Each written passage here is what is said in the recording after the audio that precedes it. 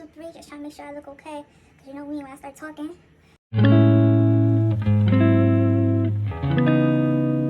Hi, welcome to my stage. Hi, nah, I'm too loud. Hi, welcome to my space. My name is Terpoo, aka Promise Sweetheart.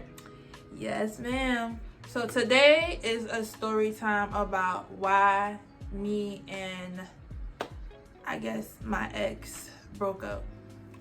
So boom, it was 2019. I was still living up north, and I had just moved back in with my family, whatever. So this guy we met on Instagram. So he used to like pop up in my DMs, but I wasn't taking it serious at the time. I wasn't really paying him too much attention. So I started getting this feeling like I'm gonna move soon. Like I'm gonna move to Georgia. So when we finally started talking, I realized that he lived in Georgia. So I'm like, oh, okay. I'm probably supposed to be talking to him because I already had like signs showing me that I was gonna move to Georgia. So me and him start talking on the phone. The first time we talked on the phone, it was on New Year's Day of 2020, and we talked on the phone for probably 8 hours. Our first conversation was like really long, and we had a lot of things. Excuse me, y'all. I'm just a little gassy. We had a lot of things in common. For example, he had a kid. He has kids now. Back at the time, he had a child. I have a child. We were around the same age. I believe he's a little older than me. Probably a year older than me. And we kind of just had similar interests. So on paper, it seemed good, right? And at this time, I was in school and I was working and I was being a mom, right? So I have a lot on my plate. So as time would go by, we would just be on the phone talking, and he would always be like, you know, come to Georgia. It's real cool out here. I'm gonna take care of you. La. So me at the time, and I still am a very independent woman, so I don't really need a man to take care of me financially.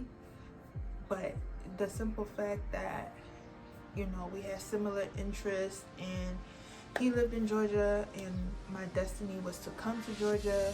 He's already a father. My son's father is not in his life. So it just kind of makes sense at the time.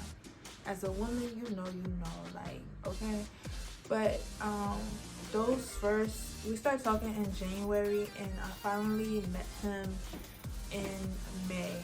So I guess those are 5 months, and those 5 months, like, I've seen a lot of red flags. Like, I used to like call my friends and ask them like, what do you think? And they're like, girl, I don't think it's a good idea, but you gotta follow your heart, you gotta trust your instincts, blah.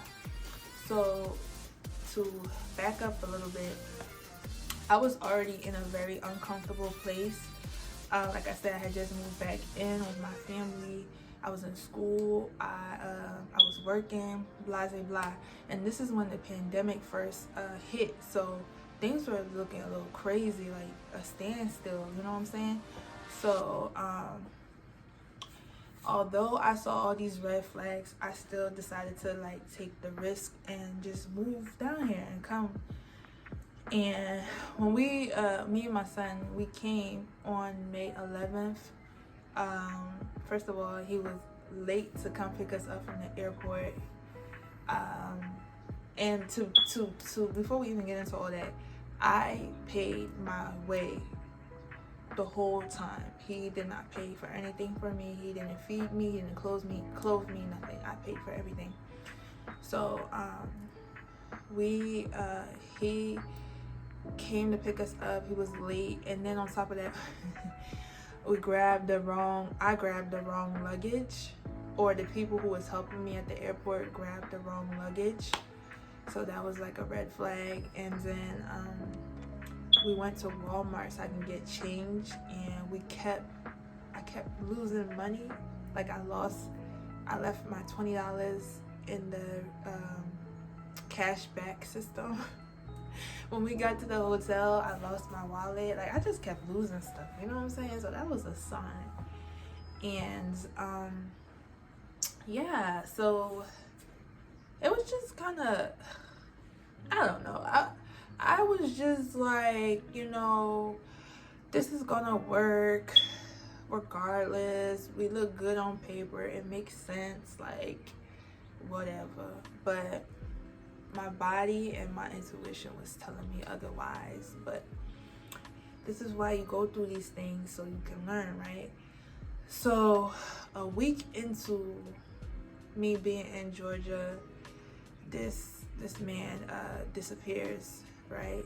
So he disappears, and then he comes back and he's like,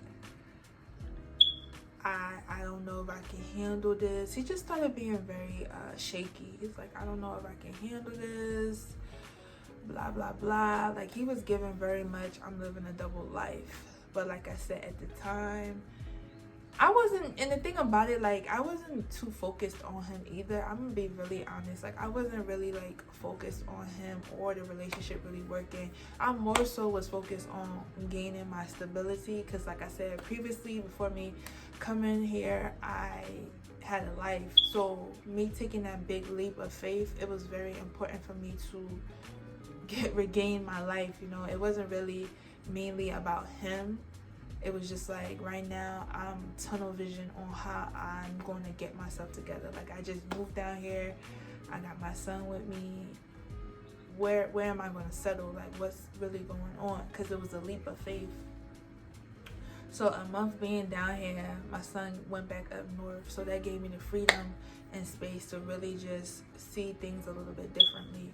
So throughout the whole, he was in my life for a total of 4 months, from May to September. Yeah, so within those 4 months, I would see him off and on, because I also was like staying at family members' houses, so I wouldn't see him that often.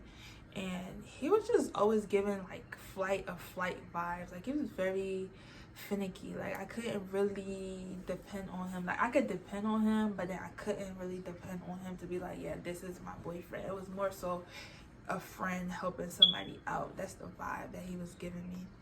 So we broke up because the hotel that I was staying in, he was my only guest at the hotel. So I don't know what this man did, but one day these people came to my room and they told me that I have to leave. And I'm like, why do I have to leave? They said, because it's too much foot traffic. I said, what do you mean it's too much foot traffic? There's only one person coming here. And my room was like right in front of the front desk. Like you could see my room from the front desk.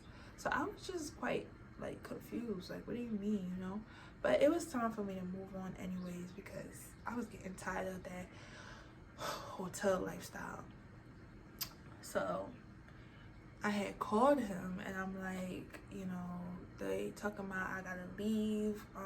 Is there a way you can help me right now? Or you know, can you just have my back in this situation, because I don't know what to do. So this man picks this time, this moment to be diplomatic. Well, if you talk to the man nicely, maybe he won't kick you out. I'm like, huh? Dude, are you gonna come help me or what? Like, what are you saying right now? This is what you're saying is not what I'm trying to hear right now.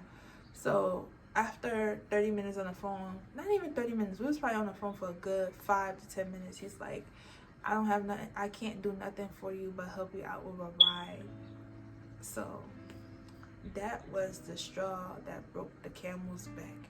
regardless of everything else that went on in this situationship, that was the straw that broke the camel's back. Because it's like, because of you, I'm getting kicked out, and it's because of you I'm low-key dependent on you. And now that I really need you, you telling me you can't help me out with nothing but a ride?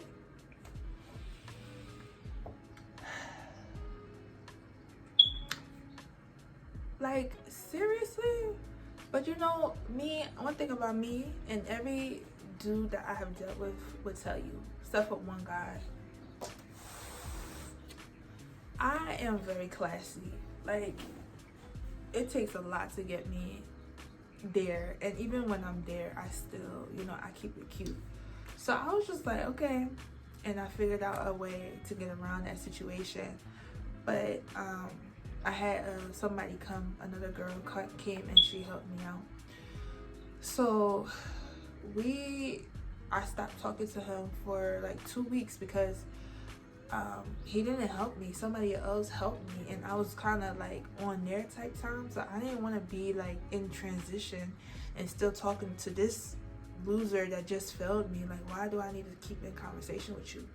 And every time this man would call me or reach out to me, he would just be saying a bunch of BS. I would be on the phone like, yo, what are you talking about? Like, what? Like, he was really like a Neptune type person. Like, he was just very foggy. Like, I'd be like, what are you talking about right now? Like, where are you? We're on planet Earth. Like, what planet are you on, you know? So once things finally settled down, like I think 2 months later, when I finally moved into my own place, and it was like a few other events that happened in between, but it's pointless. When I finally moved into my own place, far away from the bullshit, like far away where I never thought I was even gonna end up, he tried to like hit me up, and I'm just like, nigga, no. You're not coming, you're not welcomed in my life anymore. And even to this day, like, he still tries to reach out to me on social media. Every now and then he will like follow me on all social platforms, and I would try to be like, you know what, let me just leave it alone. But I'll end up blocking him, and then I will unblock him, because truthfully, I don't really have anything against him. It's more so like, we don't got nothing to talk about. We don't have, our story has ended. Like, why are you still following me? Why are you still trying to keep up with me? You know, it's giving very stalker. But I just want to come on here and just explain my side of the story. There's a few other details, but like I said, it doesn't really matter right now, because he doesn't matter right now. With all due respect, like, I am grateful that for the opportunity that was presented to me for me to come down here, you know, and I pray like he gets his blessings for that. But I don't really owe you anything. So if you ever come across this video, now you understand why I'm always blocking you. It's not like I have anything against you, but I'm just trying to set a clear boundary, like, stay on your side of the fence, you know? But yeah, that's why we broke up. Oh, and plus, it's funny that I'm saying break up, but when me and him had a conversation, he told me like, oh, he didn't consider what we had going on a relationship. Okay, dude, whatever. You say that, but you did a lot of things. And I'm gonna just leave it right there. For someone who's not in a relationship with somebody, you did a lot of things. And I'm gonna just leave it right there. But I don't really care. I just felt like it's something that I should get off my chest, because I feel like sometimes when you don't talk about stuff, it bothers you in the background. But if you truly are over with it, you should talk about it. You should get it out there. You know, you never know who else is dealing with a little weird situation that this will help them. So yeah, thank you all for coming and watching this video. Thank you for coming into my space, and see you next time. Mwah.